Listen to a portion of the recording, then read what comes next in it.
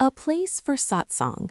After building the well in 1898, bottom right corner, the great master received permission to also build a small room for satsang to protect people from rain and sun.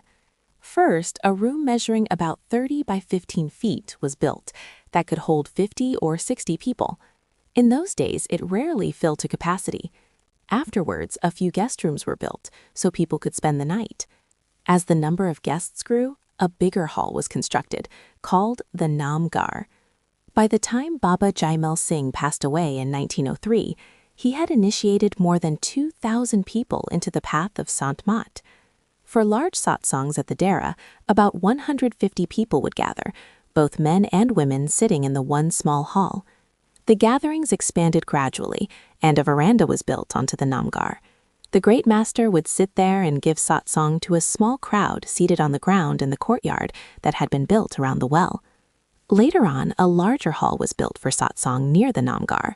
In those early days, the courtyard and the small compound of brick buildings surrounding it was the Dera, all of it built by a few loving disciples.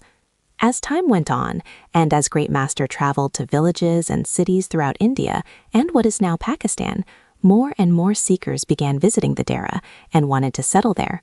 Housing was built for new residents as well as visitors.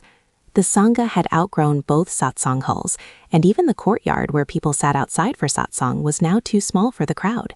As in the earliest days, the Sangha had no protection from the weather, so construction of covered structures for satsang and accommodations became a priority. Finally, in 1934, the Great Master approved the construction of a new satsangar. A large, majestic building, combining the classical and medieval styles popular at that time, was completed in just 3 years. During the design phase, many elaborate plans were presented to the Great Master by various engineers and architects who were disciples, but he rejected them all. Being an engineer himself, he drew